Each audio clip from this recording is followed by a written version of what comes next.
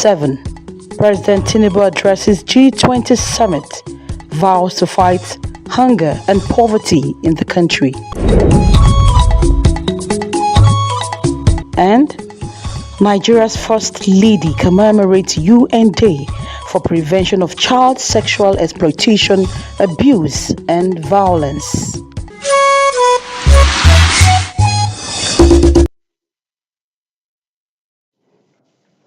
Good evening and thanks for joining our evening news on NTA Channel 5, Abuja, the Unity Station. My name is Aisha Oba Ali, and you can also join this broadcast live on our YouTube channel at NTA Channel 5 Abuja. Nigeria has joined the Global Alliance Against Hunger and Poverty, an initiative just launched at the ongoing summit of the G20 leaders in Rio de Janeiro, Brazil. President Bola Tinubu made the commitment while addressing the summit, saying the fight against hunger and poverty must be a top priority for the world. State House correspondent Musbao Wahab reports from Rio. For the first time, President Bola Tinubu personally introduces First Lady Oluremi on the world stage. It was to the warm embrace of the host president, Luis da Silva. Your Highnesses. The first session of the summit focused on a major concern of the world, poverty. From its national and global perspectives, the Brazilian presidency of the G20 acknowledges the increasing danger posed by poverty and even compounded by COVID-19. Hunger and poverty is not the result of scarcity or natural phenomena. Hunger, as used to say the Brazilian geographer and scientist José de Castro, hunger is the biological expression of social evil. Nigeria is one of the 19 guest countries this year, and for the second consecutive time under President Tinubu. Based on data from the National Bureau of Statistics, World Bank had projected that about 40% of Nigerians are estimated to live below the international poverty line by the end of 2024. And so, President Bola Tinubu could relate with the call for an all-inclusive growth.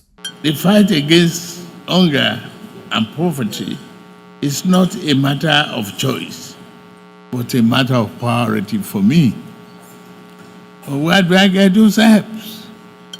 I have a very vibrant youth population, 70% below the age of 30.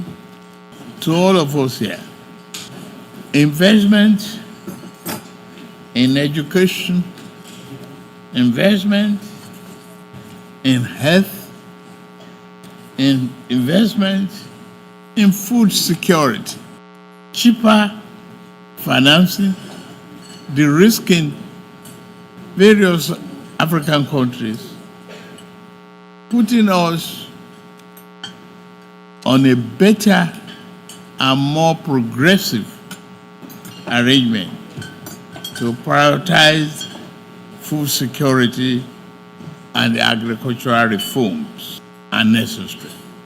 As he paints the picture of challenges confronting Africa, including insecurity, multi-dimensional poverty, and cases of out-of-school children, the Nigerian leader says his administration has embarked on aggressive reform to form bases for developmental programs. But then he calls on the world to extend timely support to Africa. Support the continent. The neglect of Africa is a danger to the rest of humanity. Africa is crying for support. Thank you very much for listening. From Rio de Janeiro, Musbao and Wahab, NT News. Meanwhile, Nigeria's First Lady Oluremi Tinubu says the task of ensuring that every child grows up in an environment that is safe, nurturing, and free from harm is a collective responsibility. This was in her statement marking the 2024 UN Day for the Prevention of and Healing from Child Sexual Exploitation, Abuse, and Violence. She notes that child abuse, whether through sexual exploitation, child labor, trafficking, and rape in particular, are all grave crimes that are detrimental to a child attaining their full potentials.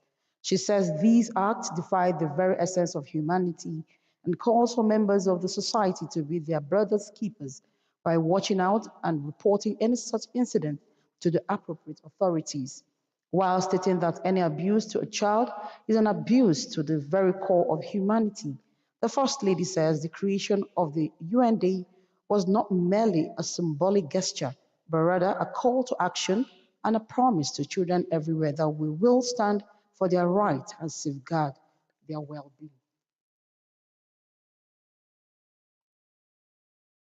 Meanwhile, child abuse has been a subject of global concern over several decades, with nations and governments formulating policies to raise awareness on the social malaise and find ways to prevent it.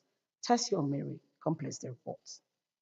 With 1 out of 9 girls and 1 out of 20 boys globally experiencing abuse before age 18, the need to prevent these sexual abusers from perpetrating this ungodly act becomes imperative. And this is why the United Nations set aside 18th of November every year to raise awareness on the prevention and healing from child sexual exploitation, abuse, and violence. These special abuses can be physical contact, exposure to pornographic materials, and exploitation through the technology. The sad reality about this act is that the perpetrators are mostly trusted individuals or family members, hence the need for vigilance by parents and caregivers. People should be educated more. You don't have to force yourself on somebody because it causes a lot of trauma. This act often leaves lifetime stain on such children and sometimes find it difficult to fit into the society.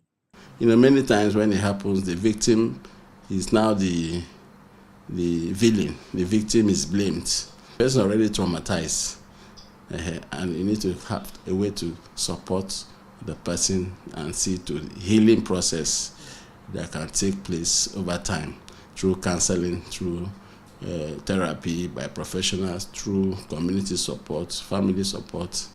The goal of this observance is to stop it before it happens, and these can be achieved if all stakeholders get to the root cause and work to change some of our cultures to the one that promotes safety and also encourage children to speak out, and offenders should be adequately punished. In Abuja, Tessie Omeri, NTA News. The power sector. Federal government says the ongoing reforms and interventions in the power sector are geared towards finding lasting solutions to challenges bedeviling the sector over the years. Minister of Power Adebayo Adelabu, in a message at a roundtable engagement with the media on the future of the sector, says from the ongoing effort to address infrastructure gaps, enhance power generation, and improve transmission networks, to the vital reforms in distribution and the full implementation of the electricity market, federal government is resolute to improve the power supply. Achieving this requires collaboration of industry players in the value chain and the customers, which stakeholders say should embrace the reforms and strengthen collaboration. This gathering presents an invaluable opportunity for reflection, learning, and collaboration among the key players who shape Nigeria's power sector, particularly in our shared mission to provide safe, reliable, and sustainable electricity power supply to all Nigerians. We recognize the efforts underway, including the state initiative enabled by the Electricity Act, the proposed unbundling of the Transmission Company of Nigeria, moves towards a bilateral trading market, and the new power plant projects across the country. The power sector is fundamental to Nigeria's progress, and we are committed to championing change until we achieve sustainable solutions.